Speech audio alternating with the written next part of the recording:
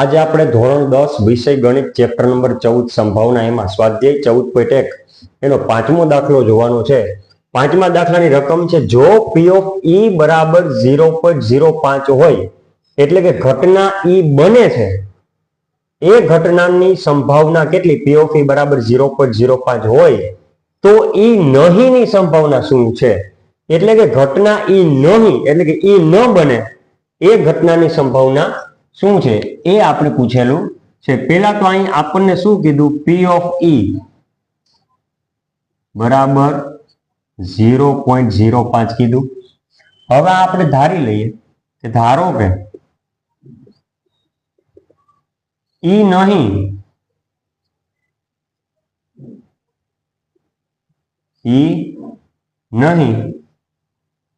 ની ઘટના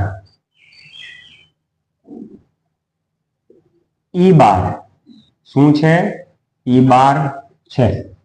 ધારો કે E નહીં ની ઘટના E બાર છે એ આપણે ઘટના E બાર કીધી તમે A ઘટના કરો B ઘટના કરો જે કયો એ ચાલે। તેથી P of E બાર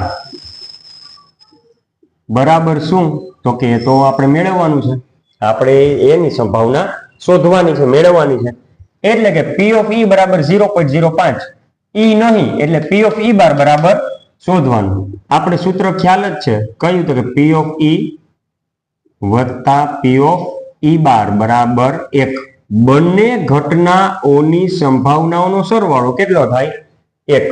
હવે જે આપણને આંકડા આપ્યા છે એ મૂકીએ P of E આપણને આપ્યો છે કેટલો 0.05 વત્તા E નહીં એટલે P of E બાર એ આપણે સંભાવના મેળવવાની એટલે P of E બાર એમને બરાબર 1 જે મેળવવાનું છે એને આપણે કરતા બનાવીએ એટલે કે P of E બાર બરાબર 1 તો છે જ પ્લસ 0.05 જે છે બરાબરની ડાબી બાજુ છે। હવે બરાબરની જમણી બાજુ લઈ જવું હોય તો પ્લસ 0.05 કેવા થઈ જશે માઇનસ 0.05 કેમ કે 1 તો ત્યાં હતો એટલે 1 એમને એમ। હવે P of E બાર બરાબર આપણે જવાબ શું આવશે તો કે બાદબાકી કરવી પડે। કેમ કરવાની બાદબાકી તો કે 1 એટલે 1.0000000 તમે પોઈન્ટ પછી ગમે તેટલા શૂન્ય એટલે 0 મૂકશો એ 1 જ કહેવાશે એટલે 1.000 એટલા 1। હવે એમાંથી બાદ કરવાનું એટલે કે માઇનસ શું માઇનસ 0.05 એટલે પોઈન્ટ પછી બે જ આંકડા જોઈએ આ બધું જવા દો।